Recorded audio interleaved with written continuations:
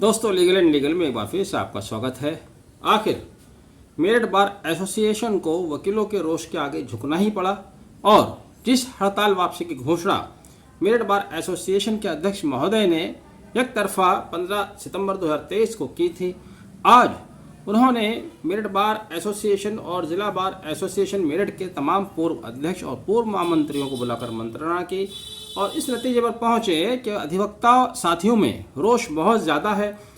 चाहते हैं कि हड़ताल जारी रहनी चाहिए थी। हापुड़ के वकीलों का समर्थन तब तक जारी रहे जब तक उनकी सभी मांगी पूरी नहीं हो जाती और अंततः गतवा मजबूर होकर मेरठ बार एसोसिएशन को हापुड़ के वकीलों के पक्ष में झुकना पड़ा। मेरठ बार एसोसिएशन के वकीलों द्वारा, मेरठ जिला बार एसोसिएशन के वकीलों द्वारा जो दबाव बनाया था वो उनका कामयाब हुआ। कल करीब 300 या उससे भी अधिक अधिवक्ताओं ने बाकायदा एक प्रस्ताव पास करके हड़ताल समाप्त करने का विरोध किया था। यहाँ पर मेरठ बार एसोसिएशन तीन तरफ से घिरती हुई नजर आ रही थी।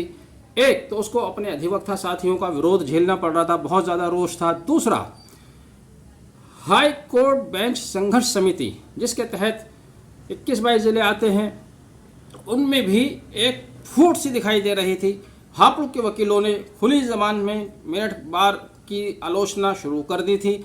इसके अलावा गाजियाबाद, बागपत, नोएडा और जहाँ जहाँ भी इस तरह का मैसेज जा रहा था, उन्होंने भी दबे शब्दों में मेरठ बार एसोसिएशन या हाई कोर्ट संघर्ष समिति की आलोचना करना शुरू कर दिया था। हापुड़ बार ने सीधे धमकी देनी शुरू कर दी थी।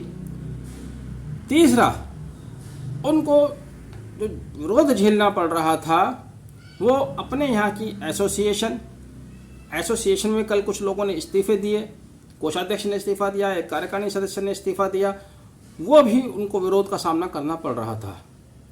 14 तारीख को bar council of Uttar Pradesh के अध्यक्ष श्री शिव किशोर गौड़ जी ने जिस तरह से हड़ताल वापसी का ऐलान किया, लगभग उसी तरह से अगले दिन मेरठ बार एसोसिएशन की तरफ से भी हड़ताल वापसी की घोषणा कर दी गई।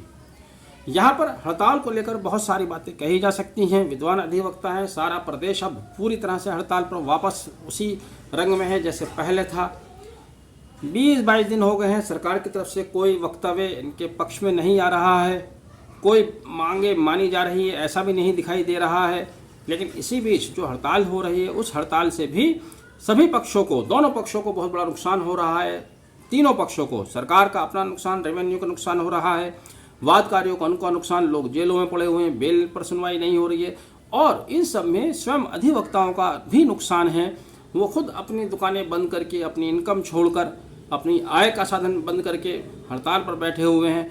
तो इस समस्या का समाधान जितनी जल्दी निकलना चाहिए था। अफसोस ये कि इतने दिन हो जाने के बावजूद भी अभी तक इसकी समस्या की तरफ किसी सरकार के नुमाइंदे का, किसी बड़े अधिकारी का कोई ऐसा सकारात्मक रवैया नहीं दिखाया गया है जिससे लगे कि वो वकीलों के हित में सोचते हैं या वकीलों की बातों को मानी जा सकती है, या तो इतनी ज़्यादा सेंसलेस हो जाए कि वो अधिवक्ताओं की बात नहीं सुनती। समाज में किसी प्रजातांत्रिक राज्य में अधिवक्ता से ऊपर कोई नहीं होता।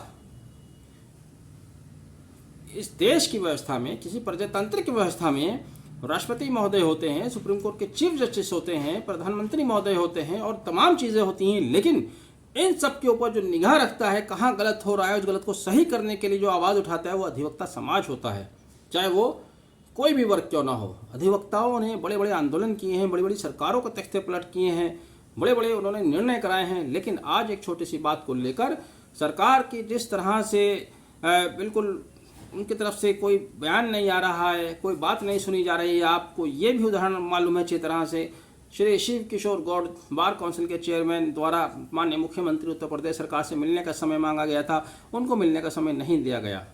फिर जब वो हड़ताल वापस ले लेते हैं, उसके बाद मुख्यमंत्री उनको बुलाते हैं और फिर एक फूलों के गुलदस्ते से उनको नवाज रहे हैं, फिर मिल लेते हैं। तो ये सारी बातें शक तो पैदा करती ही करती हैं, लेकिन सरकार किस तरह से अपनी बात पर अड़ी हुई है उसको भी स्पष्ट करते हैं। लेकिन दूसरा पहलू उसका ये भी है जो मैंने बीच में बताया कि क्या हड़ताल इस तरह से समाधान निकाल पाएगी। सभी पक्षों को, जितने भी स्टेक होल्डर है, सबको भारी नुकसान का सामना हो रहा है।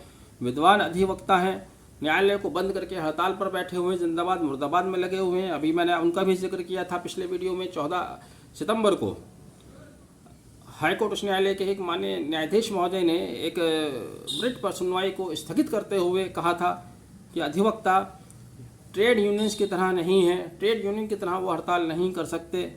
उनका कहने का मतलब ये था, उनका कहना सीधा सीधा ये भी था कि अधिवक्ता न्यायालय में जाए, बजाय न्यायालय को बंद करने के दोषी अधिवक्ताओं को न्यायालय में बुलाएं और उनको वहाँ पर उनके दोष सिद्धि करें, बजाय इसके कि उनको खुला छोड़ दें। लेकिन कुल मिलाकर अब जो वर्तमान में हालात हैं अब ये हैं कि पूरे प्रदेश में एक साथ दोबारा से हड़ताल अब पूरे अपने चरम पर आ चुकी है। कल से मेरठ में 20 और 21 की हड़ताल की घोषणा की गई है। मांगे नहीं मानी जाती हैं तो अभी हड़ताल लंबी चलेगी। कितनी लंबी चलेगी ये नहीं कहा जा सकता। बहरहाल देखते हैं। आपने वीडियो आखिर तक देखा। Thank you, have a nice day.